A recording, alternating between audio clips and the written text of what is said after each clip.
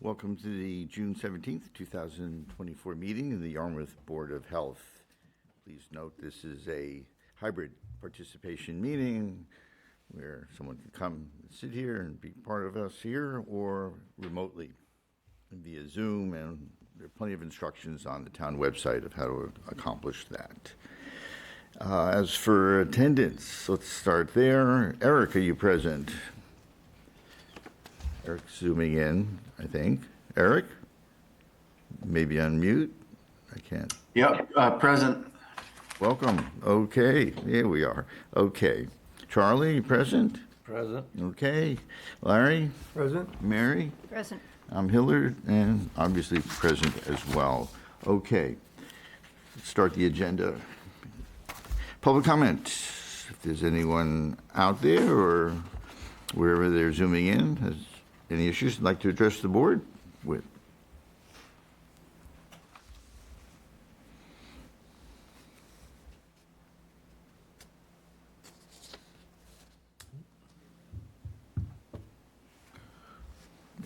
Anybody? Any hands up? Anything? Anybody?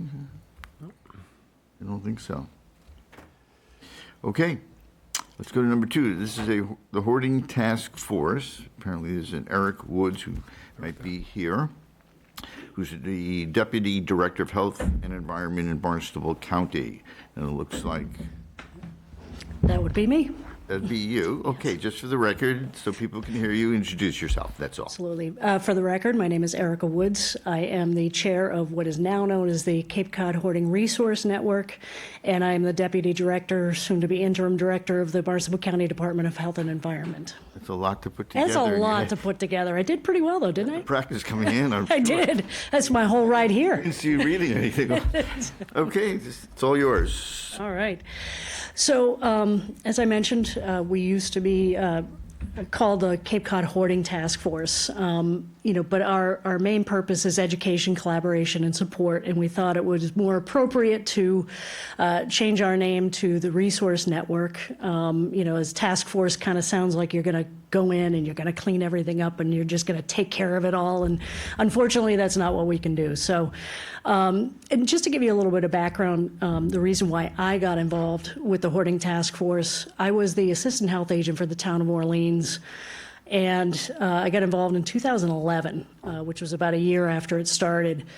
And basically, we had those cases where, a neighbor called to complain about somebody, or, the Council on Aging came across an individual. And the only tool that we have in our toolbox as a health agent is to issue an order that says clean it up. And really, if these individuals were able to do that, they would.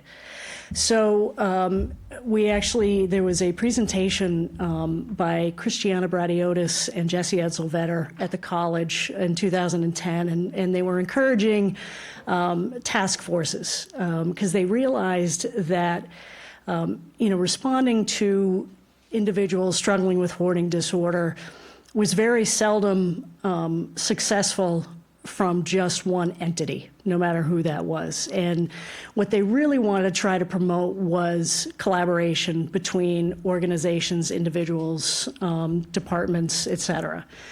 And that's how the group got started. One thing I want to kind of step aside a little bit, just so that, we could talk a little bit about hoarding disorder, the definition of it, because I think there's a lot of misconceptions out there on what hoarding disorder really is. And I'm going to read to you from the Diagnostic and Statistical Manual, number 5, came out in 2013. Prior to this, hoarding disorder was classified under obsessive compulsive disorder.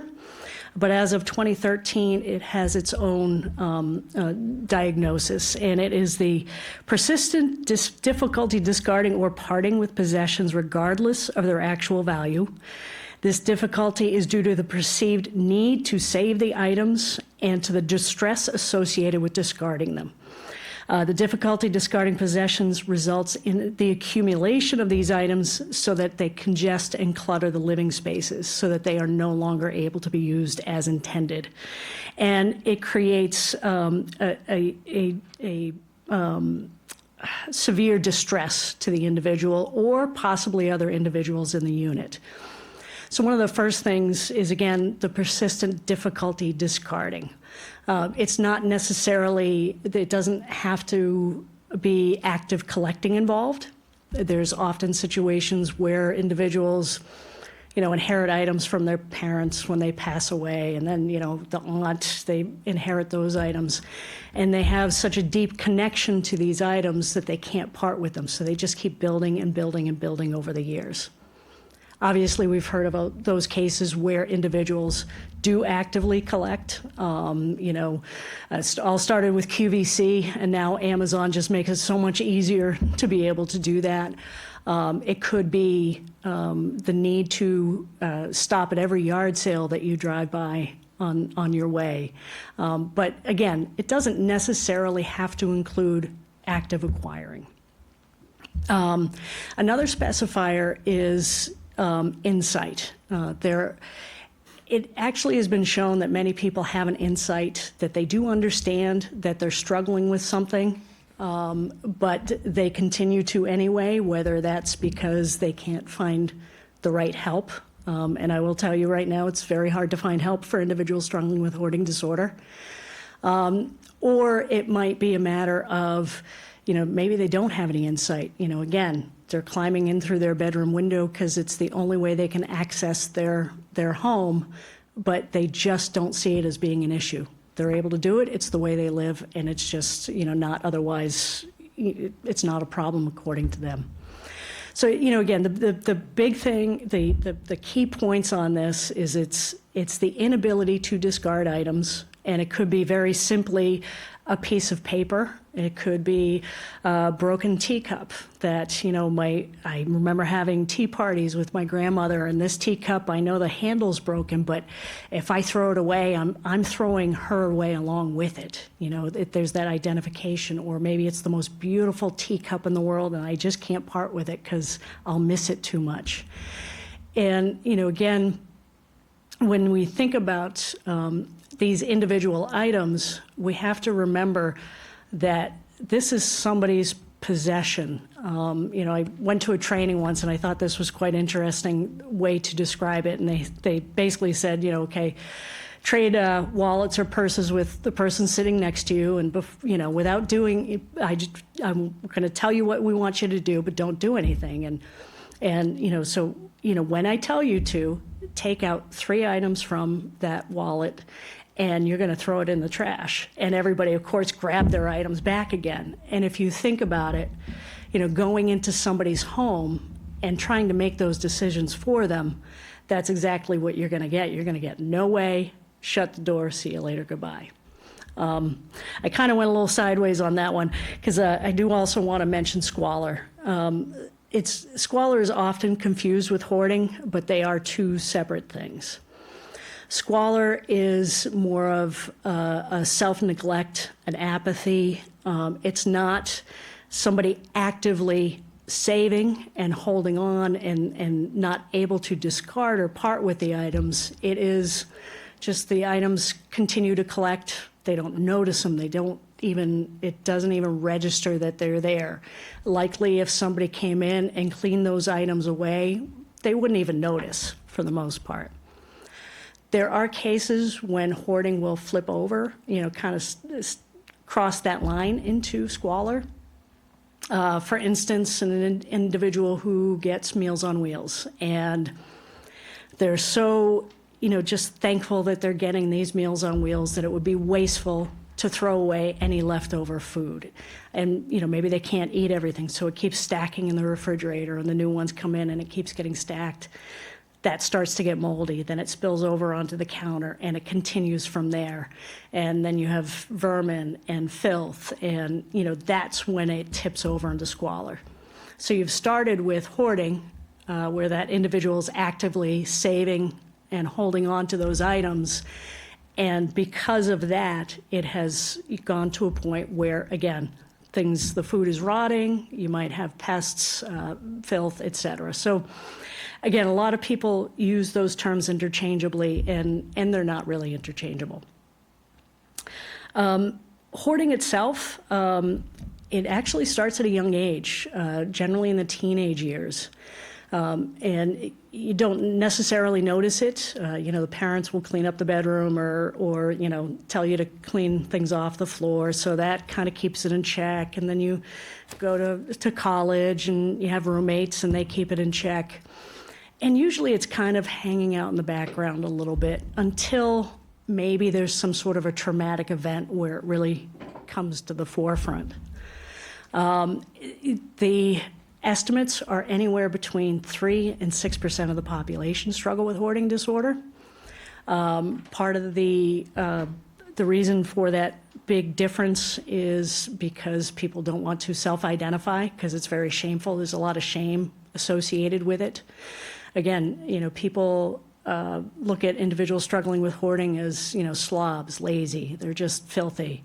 When it really is a disability. It's a disorder that these individuals struggle with.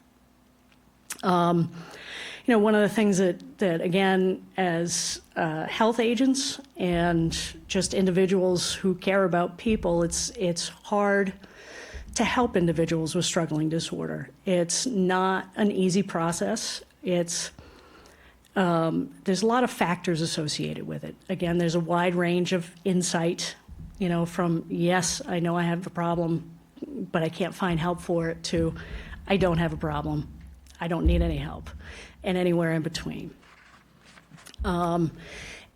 It's a mental health diagnosis, but there is some evidence that, again, depending on the severity, depending on what other co-occurring illnesses are going on, there are success stories when an individual is paired up with a coach or a self-help group. There are others that have such severe depression and anxiety that you have to address that first and then, go back to the hoarding. This is something that I could talk for hours and hours on. That's kind of a real quick overview of what hoarding is. As a resource network, again, we started in 2010, and we met on a regular basis. Some years it was monthly, some years it was quarterly. We would have an educational presentation, and we would invite all people from every service industry, et cetera. So we had, attending the meeting, we had police, fire, mental health consultants, councils on aging, elder services, health agents. We had organizational companies. We did have some of the larger, shall we say, clean-out companies, with the understanding that we don't endorse clean-outs, but they have a place in certain situations where, in order to address a situation from a harm reduction approach, we might be able to need to access them to get that initial kind of cleaning so that the sources of disease and filth are put aside, and then we can go and address that hoarding piece. And just to say, so clean-outs are generally 100% recidivism rate. It generally will send an individual into a deep depression. There's been stories of individuals committing suicide after a clean-out.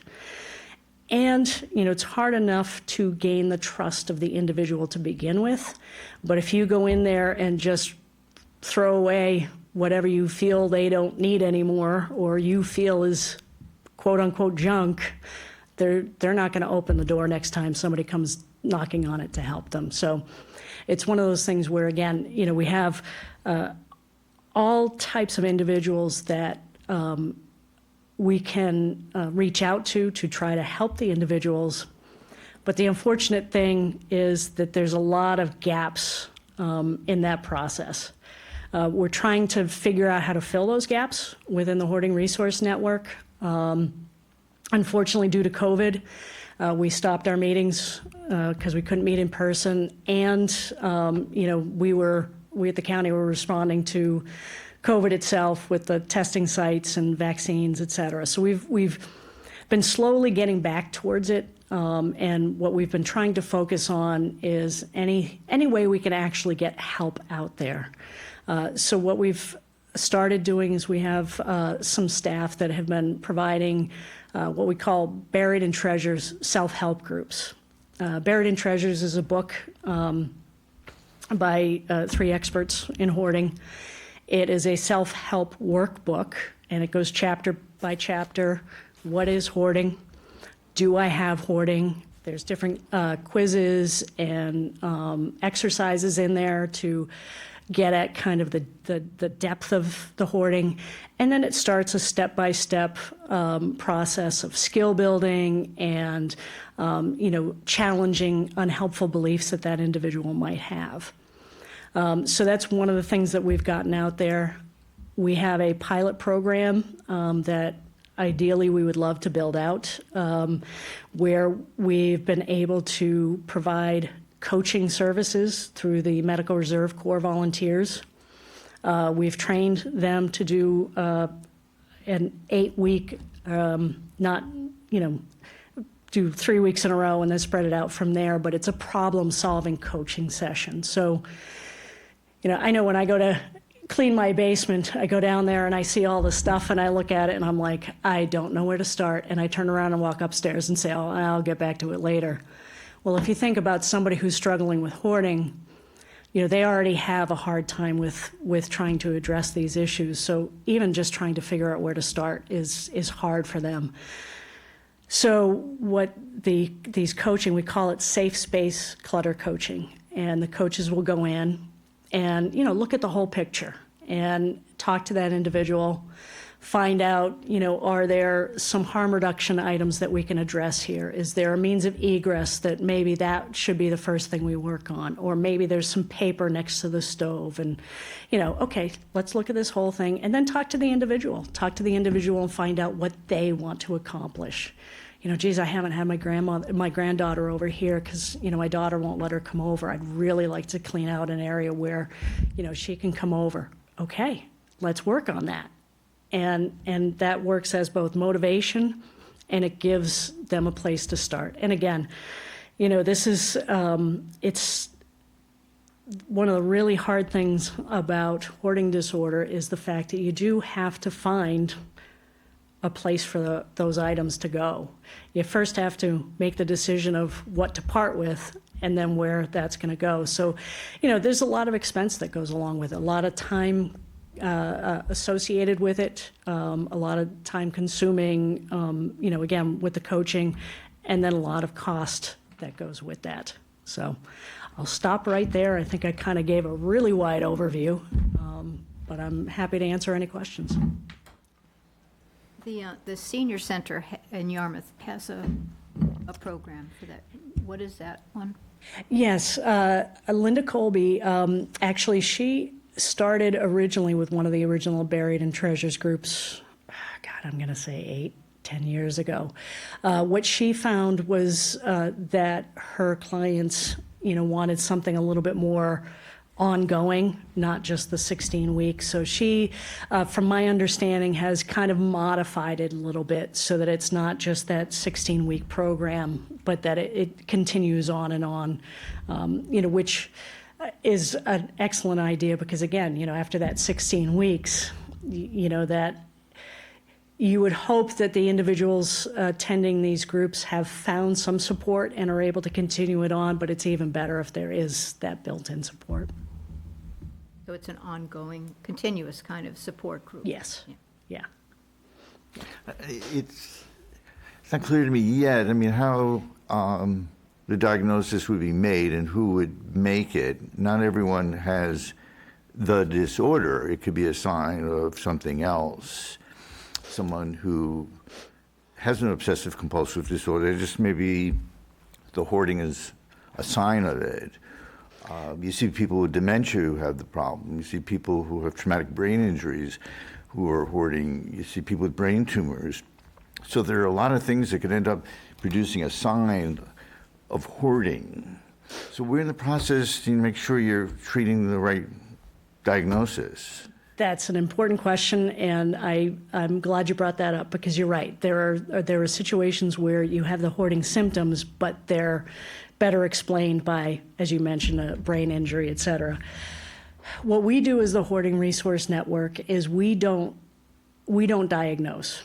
We address the symptoms, and again, each case is different. It depends on so many factors. You know, ideally, what we try to do is encourage that individual to go talk to their primary care physician, you know, talk to a mental health consultant to address any other associated issues. Again, our part in this right now is education, collaboration, and support. So we provide trainings, we collaborate on cases so that, you know, again, if, you know, Jay has an issue, he's not quite sure, he could pick up the phone, and we'll kind of brainstorm and try to figure out the best ways to address it. And we don't necessarily go on a diagnosis of hoarding disorder. We look at the symptoms and kind of what's going on, and use our tools as best we can to figure out if we can offer assistance and put together some sort of a cohesive response. How do you handle the neighbors who may be reporting the issue and the quality of their life is affected by their neighbors' behavior? That's hard, and again, that also depends on whether it's, you know, single-family home with hoarding spilling out into the yard, or if there's a common wall. It really comes down to, again, as a resource network, we're there to help. Whether it's the health department that calls us, the VNA that calls us, and our role is to help the individual. And then, you know, we'll certainly talk to the neighbor, try to explain to them, you know, that this is not, you know, just somebody who's being lazy. But of course, we also want to respect that person's privacy. So, you know, again, we generally just deal with the individual or the service providers or regulators that are dealing with the individual. Have you got any help from legal services? I mean, these are people who, it may be unsafe, but it's their home, they're renting, they own it. Has any from legal services helped you out at your meetings? Actually, it's generally the other way around. It's usually us helping out legal services. Okay. You know, there's been cases where individuals are about to be evicted, and you know, we can help to say, okay, let's see if we can piece together some services for the individual. We had a situation where an individual had elder services in the home, and they had legal services was involved because they were about to be evicted, and we were able to coordinate a plan so that the housing authority said, okay, you know, if you set up a plan and they reach certain targets, then we will not continue with the eviction process. And so far, it's going well. That's great.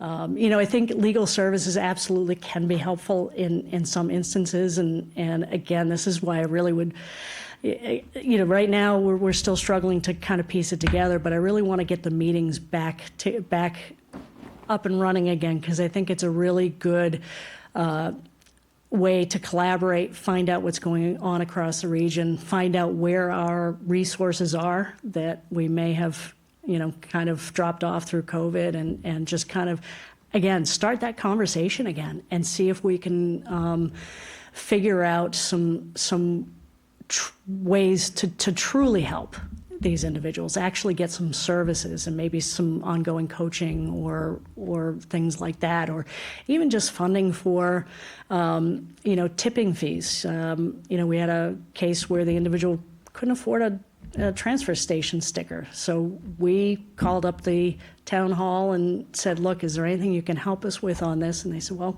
can she pay $10 every other week? And she said, yes. Okay, here we go. So. Great. Have there not been any best practices published by now, since this disorder's been around? There are, yes. Again, what it comes down to is that the health insurance doesn't reach far enough into it to provide those. Again, it's the generally cognitive behavioral therapy is shown as, being the most successful in these cases. And ideally, having somebody with regular coaching services works very well. There was a program with Metropolitan Boston Housing Partnership where, one of their inspectors realized that he was kind of doing the same thing. He would do the inspection and note it on the form, you need to clean it up, and realized that nobody was cleaning it up. So he took it upon himself to start working with these individuals, setting goals. If they, help them get connected with a primary care physician, mental health assistance, whatever they needed. If there was a physical limitation, maybe somebody comes pick up the trash for them on a regular basis. But he would work with them on a regular basis, coaching them, and, was able to pay for it through the Metropolitan Boston Housing Partnership. We have a significant missing piece in the middle there that we're just not quite sure how to fund and how to continue moving forward with it. How big a problem is it on the Cape? They say 3 to 6%. The 6% skews towards the older population, which of course we have on Cape Cod. Most people won't self-identify, but what I can say is it's in every town, multiple cases in every town that I am aware of. And that's just one person, so that's aware of, it's a problem. Can you make suggestions or give examples of how the Board of Health can constructively support this issue? I think most importantly is being aware that it is a disorder. It is not something that people are just choosing not to comply. Being understanding that it's not going to be fixed overnight. Often it takes months, maybe even years. If at all possible, obviously there are cases where condemnation is the only choice. Obviously we're concerned about the safety of the individual, and as you mentioned, neighbors, especially common wall neighbors. But if there's a way to address it with a harm reduction approach initially, and try to guide that individual forward, that's the best way to do it. And again, ideally, we will be bringing back together the meetings with the Cape Cod Hoarding Resource Network, and I invite anybody to come join us at the meetings and try to help us figure out how to help these individuals. Well, certainly let us know when the meetings are up and running. Okay? Absolutely. And we'll have somebody there. Excellent. That sounds great. Okay. Just, Erica, thank you, Erica. You give a very good explanation here. As you can hear, this is a deep and complex psychological issue, right? And it's as unique as each individual. But I have to tell you, we have, in Yarmouth, we have seen them over the past several months, more and more cases. It is surfacing. They come from a variety of sources, where it could be the fire department, it might be a neighbor, it could be an estranged family member, someone long distance, but it is a concern to us. We asked Erica to come in because she does have the experience and the background to this. I want to bring this to the board, that it is an issue in our community, like, as Erica said, so many communities, but we need to start somewhere. There's no quick fix. She mentioned 2 words about building trust and collaboration.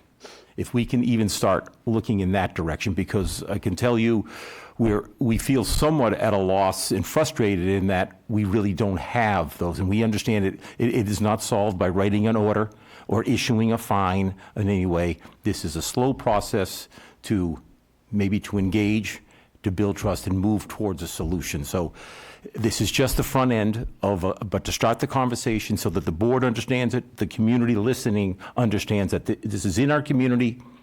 It's not being, it's being addressed, it's being looked at, and we want to build some infrastructure that we can respond properly. So there's going to be more to come when the resource network gets up and going. If we can be part of that, that would be terrific.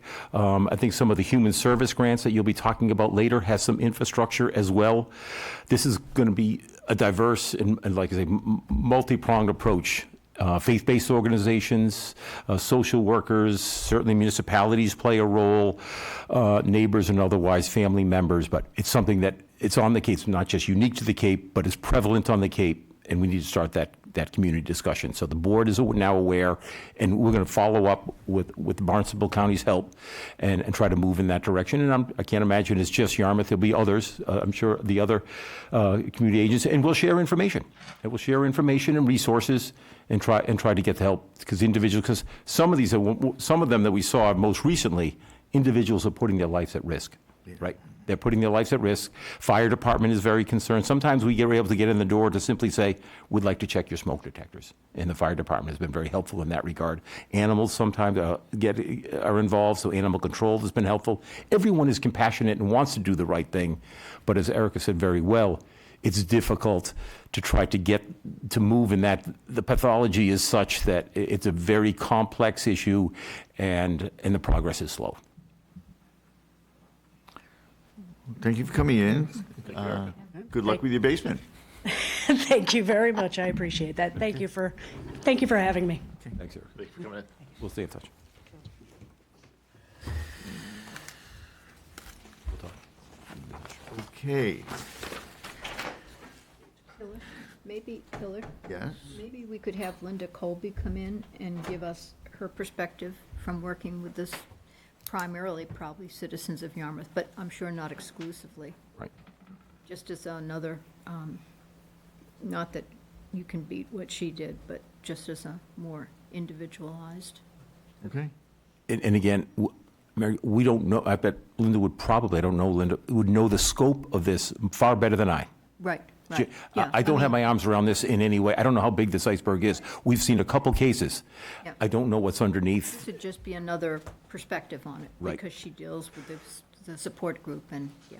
Be very familiar, but so that the board understands and the community does understand, this isn't clutter. This isn't just a Cape Cod garage where there's some things have stacked up. This is now life and safety issue where they're not able to even maybe navigate their home. We've gone into these homes, Barry and I, and we can't tell we're even in the kitchen. It is life and safety issues. Should there be an instance where the fire department or a wellness check has to be done, they couldn't even get in the home. But it starts with building trust. And that's the starting point. We're here to help, and that would be my hope, that we can start in that regard. But there'll be multiple partners in this. But that's a great suggestion. I can reach out in that. Okay, number 3 here is the Massachusetts Paint Stewardship Bill. Carl, you're here tonight to present that, and if we move down, we have you up for the Eversource vegetation control and the railroad right-of-way vegetation control. So we're going to have you take off with 3, 7, and 8 on our agenda. Okay, certainly. Go to work. Carl Lawson, Hazardous Materials Inspector with the Health Department. The Paint Stewardship Bill information before you, that's a Massachusetts House and Senate bill. And it started, my knowledge of it came about when I attended a paint forum put on by the Cape Cod Cooperative Extension. And they run the hazardous materials collections across the Cape. They run about 24 a year throughout the county. And they sponsored the forum. The bill is supported by Mass Recycle, which is a nonprofit Massachusetts organization. Their board is made up of both private industry and public employees. And within that, they have a product stewardship committee. And the committee supports this bill, and it's intended to increase the recycling of paint, keeping it away from more of the public waste collections to save taxpayer money, and also to keep it out of the landfills. Ideally, the oil-based paint, which is flammable, ideally that goes to a dedicated hazardous waste collection. The latex paint is non-hazardous, which doesn't mean it's non-toxic, it just means it's not flammable, not reactive. So that can be dried out and put in municipal trash. But it would also be beneficial to municipalities to remove even the latex paint from the waste stream. So the stewardship bill applies to both oil and latex-based paints. And if it becomes law, it'll collect point-of-sale fees of $1.25 a gallon. They'll be managed by a nonprofit. Those funds will then be used to establish more free paint collection sites so that the paint recycling can be more accessible in terms of location and times, because right now there's limited times, maybe 24 times a year when Barnstable County residents can dispose of oil-based paints. And it's always on a Saturday morning. So this will expand the availability. And there's 11 states that have passed the law. Some of them are neighboring states to Massachusetts, and those are New York, Rhode Island, Connecticut, Vermont, and Maine. 70% of the collection sites are voluntary retail locations. So the collection sites may piggyback onto existing municipal hazardous waste collections, maybe even at municipal transfer stations, but a lot of them will also likely be in retail stores and in the private sector. I took a look at the state of Maine because I wanted to learn a little bit about what's going on in a nearby state. And what I found in the state of Maine, they put out an annual report every year. So I took a look at the 2023 annual report, and I found that Maine identified 239 potential paint drop-off sites. And of those, 82 were participating. So there were 239 potential that they identified, 82 or 34%, so just about a third are participating. But so that gives you an idea as to what a neighboring state is doing. Cape Cod Cooperative Extension also, which I mentioned, operates the public waste collections. About half of the products collected right now, they said, are paint. So that's a lot of their load, and of course the taxpayers are bearing that brunt. So what Mass Recycle is seeking through their Product Stewardship Committee is they're seeking boards of health and municipalities to support this bill in one out of three ways. It could be signing an endorsement form, it could be submitting a letter of support, or the third one is passing a resolution. And I put sample documents of each in your Board of Health packets. And I also received an email, a directive email from Juanita Trabert, who is a Product Stewardship Committee member, and she's also with the City of Newton Public Works Department. And she mentioned that the resolution, the third option, that's the longest road. To complete the endorsement form and the letter of support are the easier ways to support this bill. So it's before this board for consideration to determine whether or not that's something you as a board want to support, formally support. I noticed on the list of people, organizations, towns that have supported, it doesn't show any boards of health. I noticed that too. I didn't have I attended the forum, which was about an hour, and then I received this handout. I noticed that later. Yes. I can see how it would relate to us, but I'm wondering if we are the best ones to endorse it, and it shouldn't come perhaps from the town, because that also would extend to, any land transfer station considerations and the business community, et cetera. I see. I don't know, but that's just my thought. I don't mind endorsing it. I think it's a good idea, but I'm just wondering if it would be as good as having it come from, say, the Board of Selectmen or the town administrator. Or Yeah, I hadn't thought of that. DPW. But Perhaps I don't we could see- explore that. Yeah, DPW. Or we could do it as well as Right. another part of the government here. Right. But yeah, it's a good thought, Mary. But yes, I'd be fine endorsing it as a Board of Health member. Yeah, I certainly would too. The question about which action to take, or what makes the most sense, do you I think? think the woman that spoke to you about the resolution is right on. It took forever to get that resolution out supporting the waste water management treatment program, because it goes through so many layers, Right. so many editors. So I think, and in that endorsement form is kind of funky, so I just do a letter of support and recommend to the select board or the town administrator that they also support it. That would be my Does suggestion. everyone see what that document is right now? This is, I put down action 2 before, so this is a example of a letter. It's near what you're looking at, near the endorsement. That's that. Keep going, yeah. The last page. Just after that, endorsement.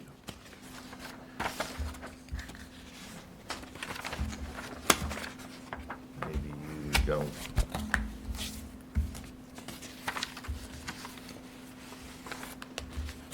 No, it's not that, it's the map. Here, let's take a look at what we're talking about. You have a, Charlie, you have it? Nope. I do now. Okay, great. Wait a You minute. have it, yeah.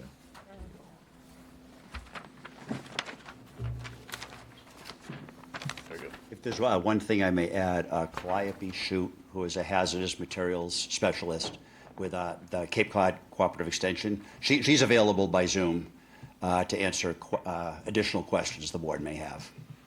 She's otherwise monitoring the meeting. Oh, great. Hi there.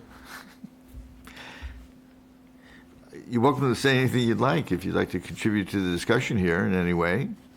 Oh, okay. Hello. Can you hear me all right? Absolutely.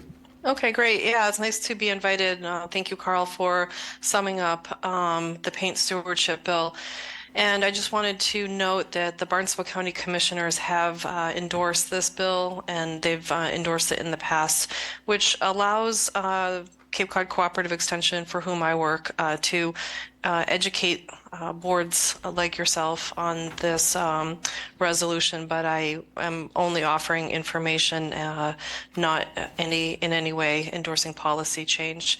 I wanted to point out that the Cape Cod and Islands Health Agents Coalition has endorsed this bill, and as well as the Mass Municipal Association. So while boards of health may not be specifically listed, in the background, they are supporting select boards to endorse this bill. Sometimes on Cape Cod, health departments are the fiscal agents or the primary stakeholders for the household hazardous waste collection invoices, which have been escalating in costs over the last couple of years.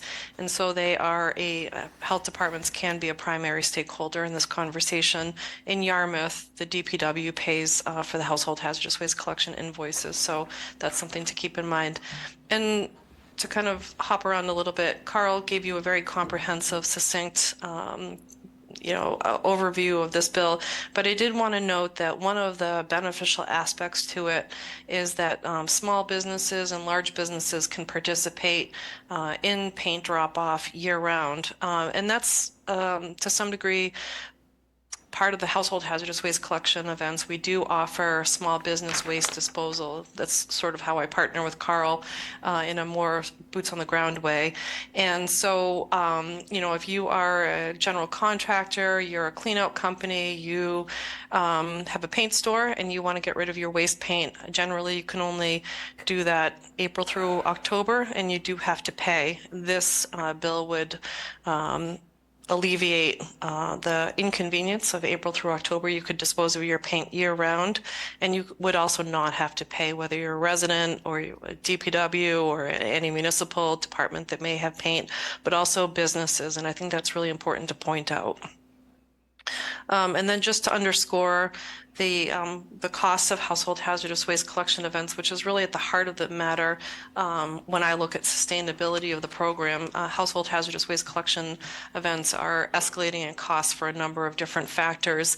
And while Yarmouth doesn't pay a lot for paint as compared to other towns, you do pay $10,000 plus a year to collect only oil-based paints at 2 events. Some towns have more than 2 hazardous waste waste collection events. Yarmouth has 2, and you pay about $10,000 a year to dispose of paint only, oil-based paint only. And so to quantify it, this would allow residents of Yarmouth to drop off paint year-round. They could drop off any kind of paint, excluding aerosols, and for no cost. And so there's a real great aspect. It's convenience and cost. And I'm around for questions, but I just wanted to make sure that that those factors were known. Is this somehow modeled after the return of oil? I mean, that has come up before when there have been issues with the transfer station accepting oil here, where, Eric, you've brought this up, where you can bring oil to a store. Am I correct? Yes, it's Yeah, I'm sorry, you were talking to Eric. Oh, that's all right, Carl. I believe any retailer for engine oil, I believe, is required to accept the waste oil product as well. So Eric is correct. There's and it's a good theory. I think if you try to bring your motor oil back to CVS, they would struggle to collect it. The nice thing about Paint Care, if you were to compare these programs, is the Architectural Coatings Association, which are the organizations, companies that make paint. They manage the nonprofit through a company called Paint Care. So all of the paint companies are really on board. The folks that make paint are really on board with collecting that paint back and reusing it, making it back into what it was originally manufactured to be used for. And they are the Paint Care, the nonprofit or arm of the American Coatings Association, the people that make paint, are the folks that are tasked with taking it back and creating the infrastructure for taking back the paint. So they're incentivized to create a very strong, vibrant network for taking back that paint because they recycle it and then they resell it. Carl, were you about to say something or not before? No, thank you. Eric covered it. Thank you. Okay.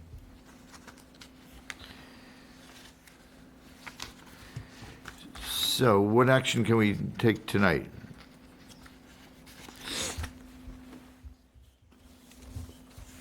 That would be That's if an you open want question. to, How about we'll start with you for an answer. Okay. What are our options to actually do if we're doing something tonight? Would you like to take one of the 3 measures outlined to support the paint stewardship bill? And as Juanita Trabert pointed out, the first and second are probably going to be the easiest, shortest paths. Mary, you mentioned the endorsement form has some complications to it. I agree with you. It has some questions that aren't. The endorsement form of the letter of support. The resolution, I understand, would be a longer Right. process. I would go with the letter of support. And there is a sample letter of support in our packet. I agree with Mary. Larry, Charlie, what do you think? I agree. And I also think we should recommend to, I don't know, either directly to DPW or to the select board that they endorse it. That sounds okay It to does. you? If I could just ask a question to Yeah. Calliope, are you back with us? Could you maybe just speak to Mary's observation that a local Board of Health isn't on the list of supporters on this? Yes, so I think there's 3 bills in the House and Senate currently, sponsored by different different representatives or senators.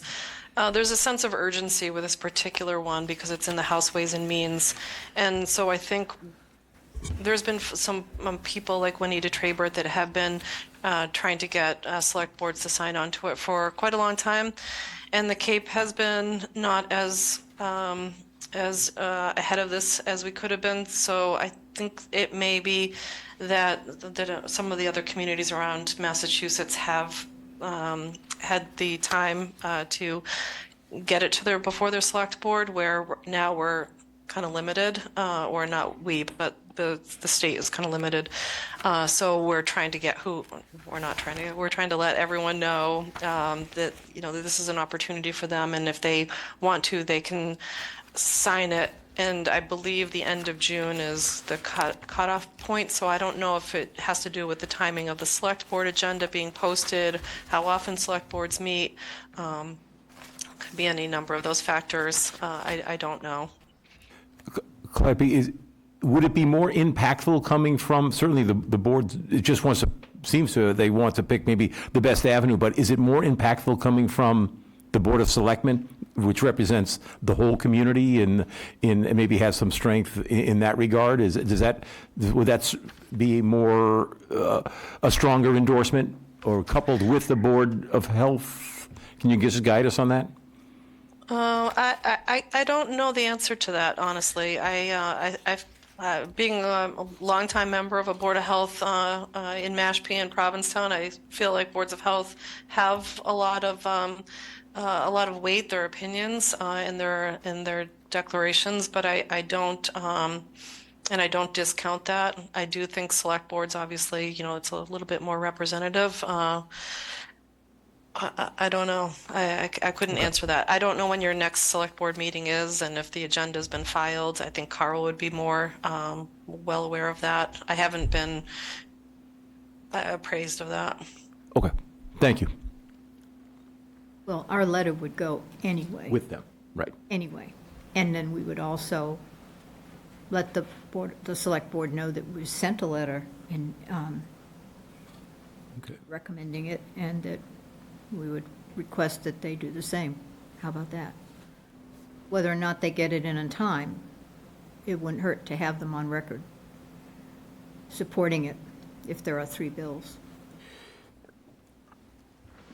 And maybe the director of Logistically, DPW? I mean, that sounds fine logistically, of doing that? I don't know their schedule, but I'll certainly we can All we work. can do is give it to them. Right, give all it we to can do is them. work with it. Doesn't matter. I can get this to the town administrator and also to Jeff Colby at DPW, because they're the ones directly, their department is directly impacted. Well, certainly, the environment is our concern as well, and the boards, obviously, your purview. But Jeff and the recycling center becomes, they're directly in line with this. That operation would be directly affected up at the recycling center. So I could get this to Jeff and to the town administrator and ultimately to the selectmen. But in any case, it will come from us right away. If the vote is there, yeah, Okay. yep, Yep, okay. okay. That sounds good. And what about signing it? In other words, so it, Oh, you can sign it for us, or I'll come in and sign it too. I mean, whatever needs to be done. The letter, we can say by unanimous vote, and if, I don't want to presuppose a vote here, but by a vote, and then signed by the chair, Okay, that would. It's fine. Yeah, I think that, Sounds the it easy way to go. expedites the process. right. Hillary, we could get your signature, we can bring it to you, or you can stop, however. okay, so we probably need a motion then to, in support of the letter of support, whether we want to move forward with it or not. So, I move that we send a letter of support for the Massachusetts Paint Stewardship Bill, and that we also recommend or communicate with the DPW, that the department staff communicate with DPW and the town manager, town administrator, and request that they also support the bill. referring to both bills, right? Right, Great. yes. Okay, well stated. Thank you. Any other discussion on it? Have a second for this. Okay, thank you. All in favor, just raise your hand, say aye. Aye. Okay, unanimous. Okay, Got it. all right? Yep. I'm good with that, that's for sure. Okay, thank you. Certainly. Thank you. Now, Thank you, Clive. Calliope, thank you. thank you. You're welcome to stay on with any of these, but, okay. Carl, don't go too far away. We're up to Eversource Vegetation Control, number 7 on your agenda. And that, some information was obviously in your packet.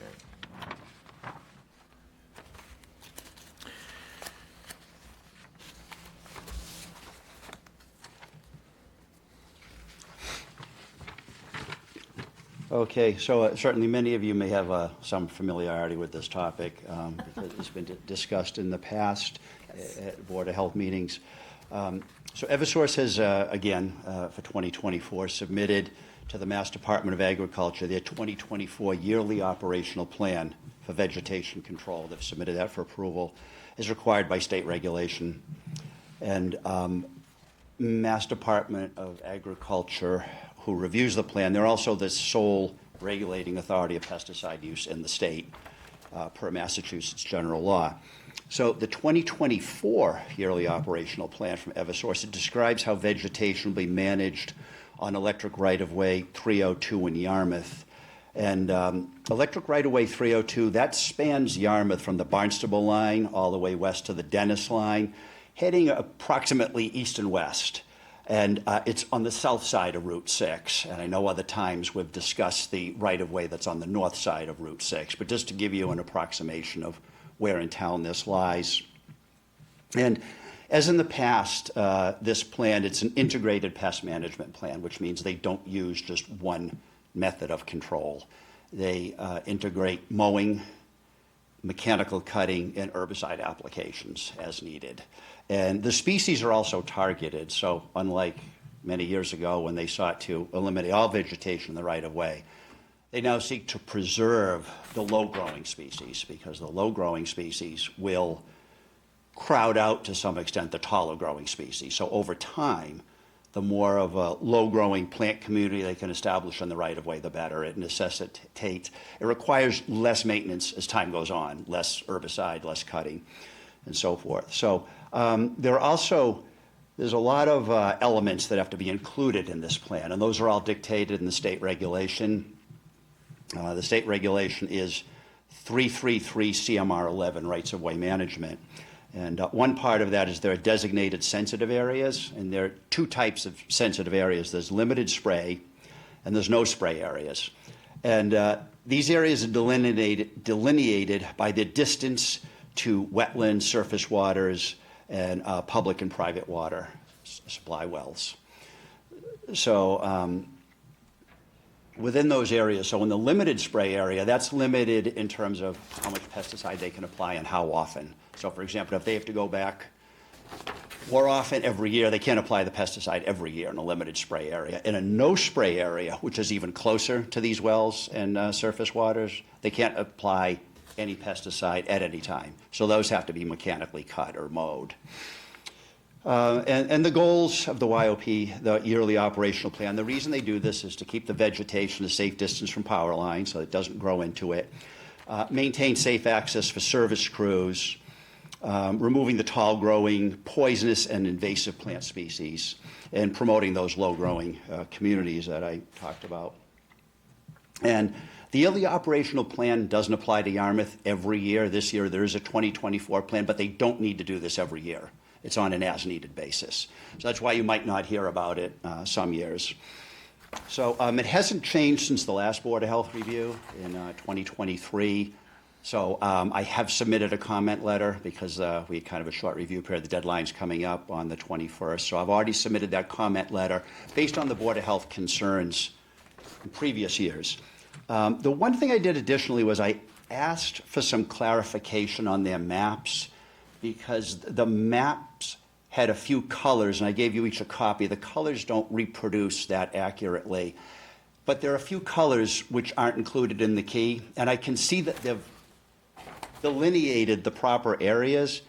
I'd just like some interpretations on what those different colors represent, if anything, or if it could all be one uniform color. So I'll see what kind of response we get on that, see what some revised maps may look like. But, so that's the background on that plan. Any thoughts from anyone? Yeah, Carl, is there any consideration to wildlife with these sprays? You know, I've read it I can't tell you exactly what it is. I know I've seen in past plans, and they also do, the yearly operational plan is a specific time, in this case 2024, in a very specific location. The vegetation management plan they do every 5 years, and that's a 5-year broader stroke plan where it outlines what all the different practices are. I know from, I'm not sure if it's in the plan, but in speaking with individuals at Mass DEP, Mass Department of Agriculture, I'm told that the herbicides, they become inert pretty quickly. So they don't stay poisonous a long time. And they also use drift card. They don't use drift cards every year, but the drift card is a tool by which they can tell how much the herbicide will drift under normal application conditions. And there's restrictions on wind speed as to when they can be applied. So that's what I know about that. The one other thing I can say about wildlife is I understand that some organizations like the low growing, they call it early successional landscape because it's beneficial for certain wildlife that doesn't necessarily do as well in a forest or in an open field. Yeah, early succession. I might be able to get yeah. you more information on that. Well, from they the- call it early successional, and that's typically where you'll get more wildlife, because there's more food available.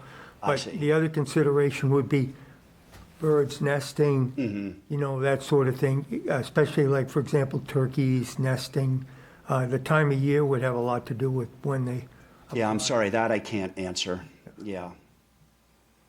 I could see if I could find more well, information, but I mean, can't answer this that. would be more consideration to wildlife if it was done. This is a very productive, you know, fertile time for wildlife, so certainly this time of year wouldn't be the best time to apply those herbicides. You know, like late fall through winter, early spring would be, I think, safer for wildlife. Just my opinion. Makes sense. Oh, that's fact. Life, thank you for that. Yeah, I don't recall timing in the past when the spraying takes I do know place. for this year, the present operating period would be from the approval of this plan until October 18. So unfortunately, it would not be late fall and winter is Right. not planned this year. But Yeah, so that obviously they're not really considering Right. that aspect of wildlife safety. I see. You know, just because of the fact that their timing is inappropriate from that point of view. I see. Okay. Perhaps the next time the letter goes out, Right. we can make that comment that Larry has made. Sure, we could add that to comments. I could probably submit another comment letter now. I could check into that because we still have time in this period. We still have about a week. That's my opinion, but it Comments, yeah. might be other. By the end you of know, this the week, board might think yeah. otherwise. I'm not sure, so. Just an additional thought to your point, Larry. I mean, when you're trying to control perennial vegetation, the most effective time to kill it with an herbicide would be in the late summer or fall when plants are translocating the materials they produce in the leaf. When they're translocating those sugars and things down into the root system. So just from a vegetation management standpoint, this isn't the best time to apply it as well. And, you know, to elaborate a little bit more on your question, I know that glyphosate or Roundup in particular is very harmful for aquatic life.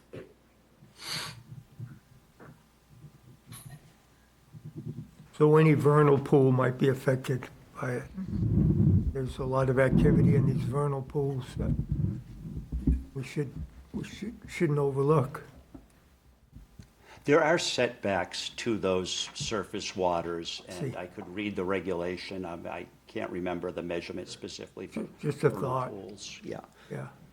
I noticed, you know, I feed a lot of birds and wildlife, and I noticed, you know, for a long time, we had a lot of hummingbirds. Now we don't see any.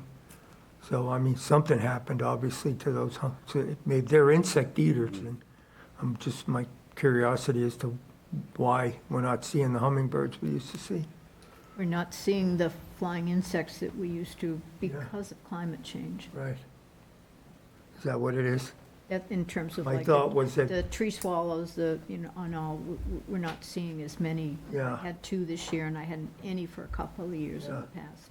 These insecticides have to be toxic to these birds as well, because they eat large quantities of these insects. Right. So perhaps you could add in the comment that Eric's making, or Yes. direction or suggestion that he's Right. made. Absolutely. That's great. Very erudite, Eric. You know, I could put both of those comments Good. in one comment Right. letter, one additional comment letter Thank you. That'd be tomorrow. great. People okay with that? I don't think we need a formal vote if everyone sort of Sure. agree. Yeah, I appreciate the effort, Carl. Thank you. Okay, the wildlife concerns and the timing on the most effective time to apply to vegetation, those two things, okay, certainly.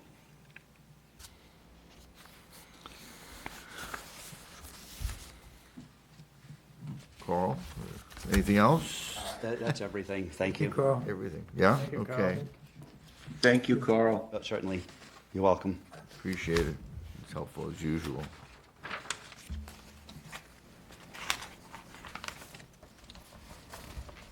Okay, so back up to number 4. Okay, this is the tobacco regulations, specifically restriction on the sale of flavored tobacco.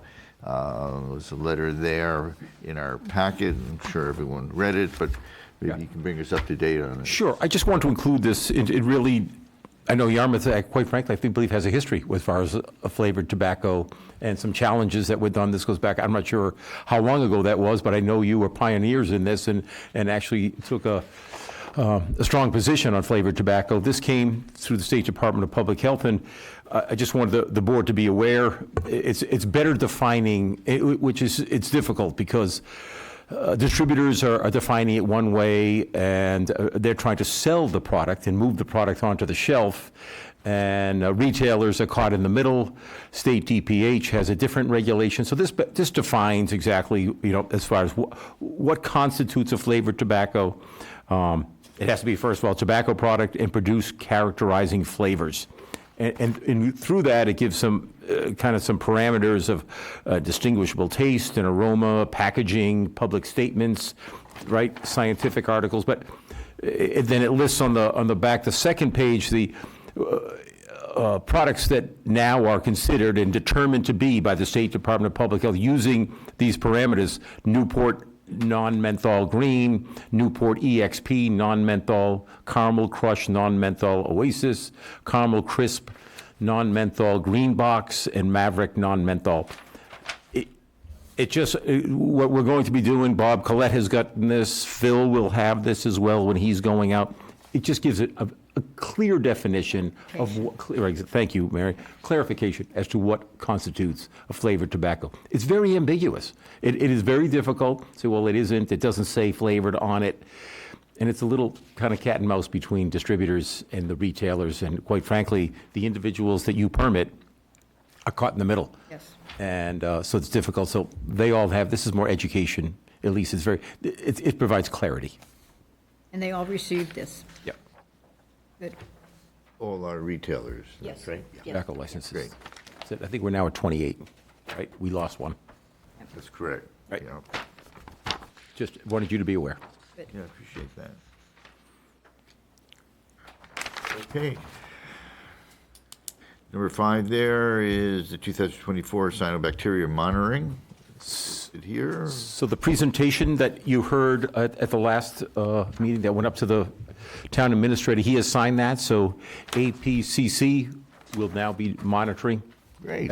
And we'll be seeing that. It'll be showing up on their website, whether it's warnings or red flags. Just want you to know that the presentation that you heard, your endorsement was then brought up to the town administrator, and he has moved that forward and signed the contract. Good.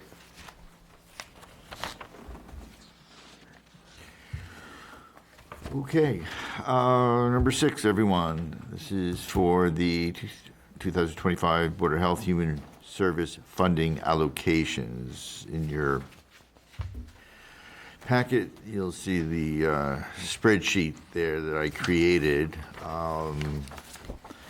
So I volunteered to do whether it was the right thing to do or not, but this is what I came up with. And essentially, it's something to look at and consider as an option. I had to come up with something for us to look at and consider. Tonight, we could come away with a totally different way of doing this, of dividing up the $60,000 that we have to work with in support of these organizations. So I added up the amount that people selected for each organization and worked some math and took 20% of it, of those amounts. As you see in the second column there, 20% Board of Health proposed allocation. And I got a figure that was pretty close, a little over 57,000. Just a couple of things to mention. That last column, Board of Health members allocating, if that's helpful tonight when the board decides what they want to do, you can see the number of board members who selected to give money to that organization. You can see there were 4 organizations that everyone selected. There was, if you look over at the Yarmouth Food Pantry, it came up to $4,500 over what was requested. I think there was one individual who felt more money would be appropriate than what was requested. And I just want to make sure, which I mentioned in the last meeting, is to make sure it's not skewed, that someone didn't say, well, I want to give $60,000 to this one organization. That would not help what we're trying to figure out here, I felt. And so that did not happen. It's just one example here, which I point out for the Yarmouth Food Pantry. Now, Larry, you weren't at the last meeting, and I had asked you ahead of time for your suggestions. So you didn't know the playing rules quite yet. And what you had given me was something like 48,000 out of the 60,000, and you had stated that you would go with whatever the other board members wanted to do. Well, some of these associations I'm relatively unfamiliar with. Right. So I based my opinions on what I understood about those organizations, so that's. Right, no, absolutely. One reason I'm mentioning it is that there's some money that's remaining to be allocated, and that maybe that's something you could decide how you feel about it. There's $2,500 left over here, if it was something that you wanted to make a suggestion specifically for. So first thing is this a good way of going about it or not? I move that we accept the proposed allocation that Hillard has come up with, looking at all of the monies that we individually said we would want to give to the 12 organizations. Is that a motion? Yes. We would need to decide about the other money. That'd be a second thing. That'd be a That'd be a second. second motion. Okay, great, fine. Just to get discussion going, is there a second to that motion? Yeah, A second. Okay, so now it's open for some discussion of whether it's a good way to go about it or not. So, I may have missed this, Mr. Chairman. The 20% Board of Health proposed allocation, I assume that's because there's 5 members. Is that where that 20% came from? no, it was my trying to come up with a number that would end up being close to 60,000. That's all. Understood. So I divided each by 5. So Okay. that's all. Each, what was the proposed allocation divided by 5, I think that's how I came up with the numbers. Okay. Look at Independence House, it's 32,000, you divide it by 5, it's 6,000, and change. That's sort of how that, it's simple math is what I did. Or look at the age support group. The total group was 15,000 or, and change, and 20% is $3,100, whatever. So it was fairly simple. That's how I came about with it.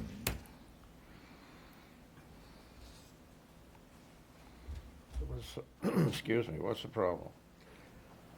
There may not be, or there may be. It's just a question of whether the board wants to do it this way. This is just how I came up with something to get this off the ground. It doesn't mean we have to do anything like this at all. We're just discussing my motion to accept this, or not. I mean, we haven't voted on it yet. so Makes just a good discussion. sense, to me, anyway. It Yeah, seems yeah. fairly equitable. Yeah, I mean, after I trying mean, to they- figure it out last meeting, and it's kind of mind-boggling, I think it They was, each made a nice presentation. I think at least we acknowledge that each and every group would receive a equitable amount of money, well, Okay. something according to anyway. what we have. Right. Something, I mean, Yep. and equitable as defined by the members, because he took what each of us would have allocated and summed it, and then took 20% of it. And that's how he came up with his numbers, right? Yep. Yep. So, yeah, I think it's fine. Yeah. We'll take a vote. Yes? Okay, all in favor of the motion, raise your hand, say aye. Aye. Aye. Okay, Aye. so that passes, and now there's the point of what to do with the remaining money to be allocated, which if you look at the first column there, under our allocations, there's $2,561 remaining dollars for us to decide,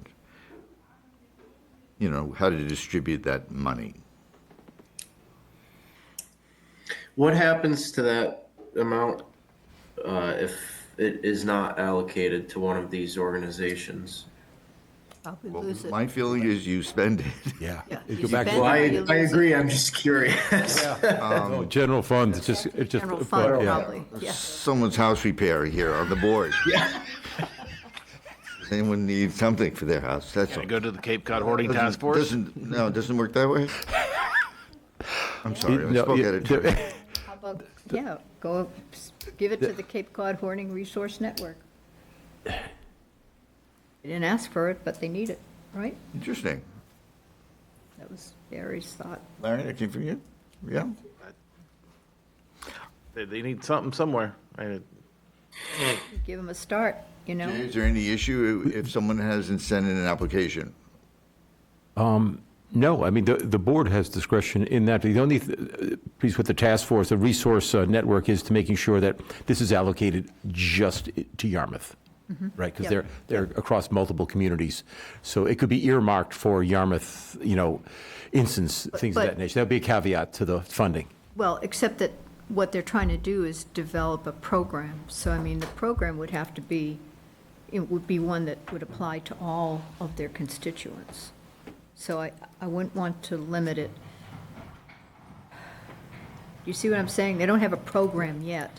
This, to me, is kind of like money To to kick- help them. It's a pilot program to kickstart. This is, Develop it. yeah, first phase of dollars. Harder. Sure. It would be Yeah. applicable to Yarmouth because we have individuals who Right, have it'd be this applicable to- problem, this disorder, I applicable. guess, is the only way to look at it Right. Okay.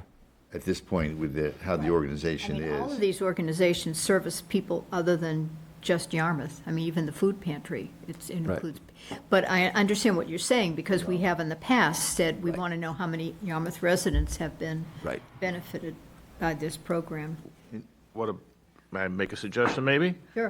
What about then the senior center for their program, the Berry Treasures program that they've been doing? Well, I'd rather not do that until I heard from Linda Colby, because, Okay. I mean, yeah, I'd rather not do that. Okay. I just, Thinking out loud. Yeah. Because I don't know what the cost is. I mean, it's a social worker who leads it, and certainly she has a salary.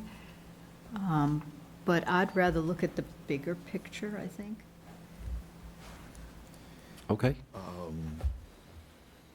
And we certainly can direct them a little bit. It's easiest if it comes from your department, from the We health. can say in the department. future, Yeah, we this will want is- to know how many Yarmouth residents are served, if indeed we continue to be able to give you some money. And that's not a given. Right.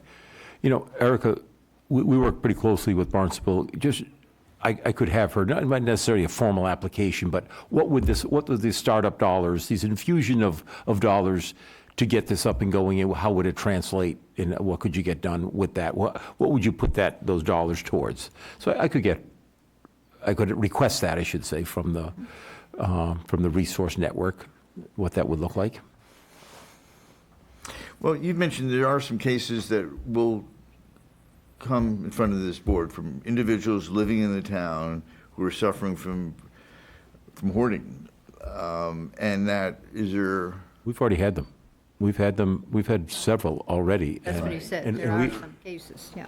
right. Now, are there funds, is there money that could be spent to help those individuals, whether it's paying for clearing out property or whatever? That would be along your lines of something specific for this town.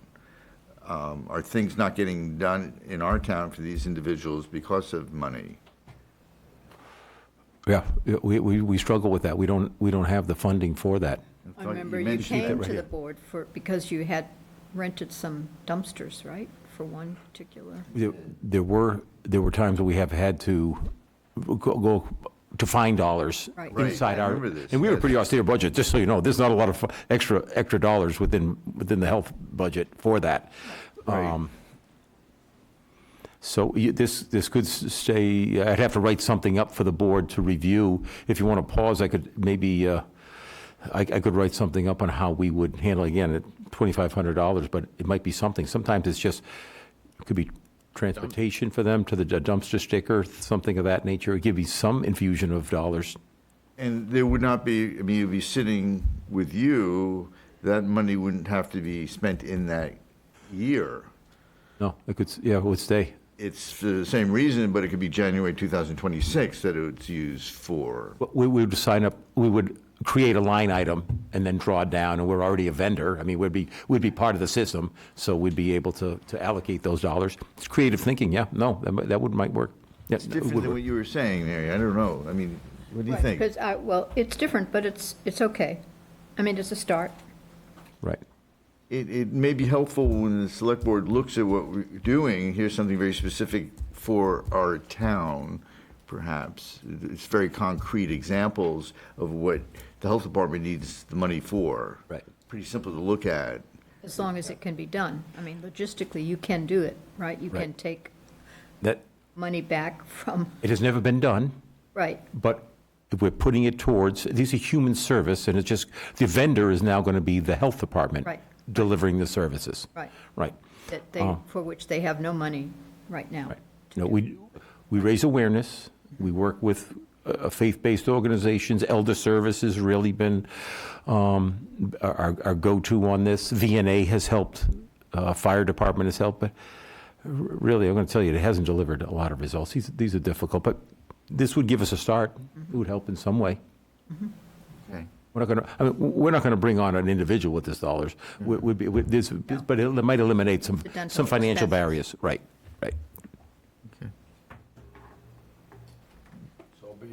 Yeah, so be it. Okay.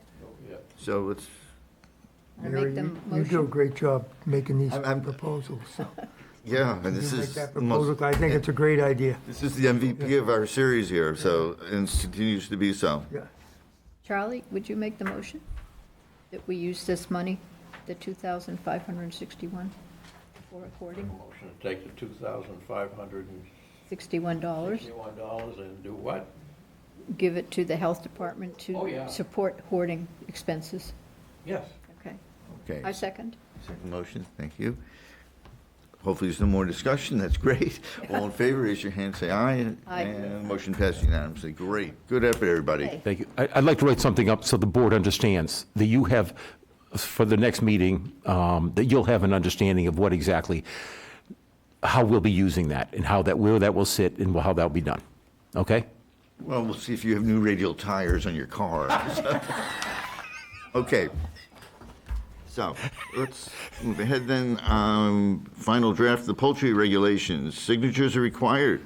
It's a big moment, Yeah, everyone. here we go. So, last meeting we did you guys agreed on the changes. I have it right here.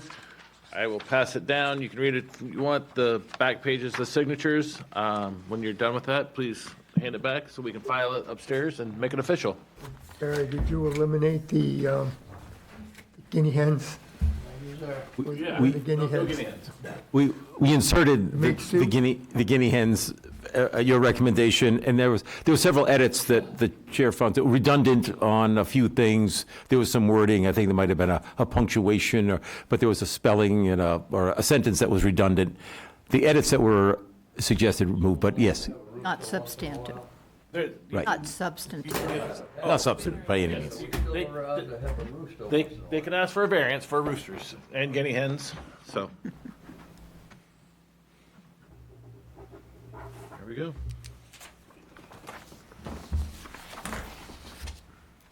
And we got time for the game.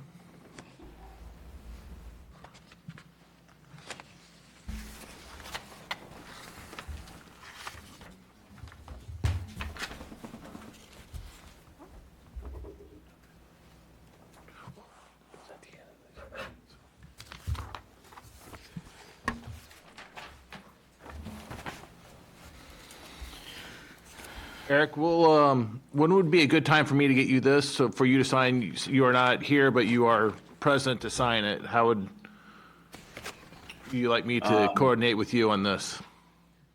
Do you have my cell?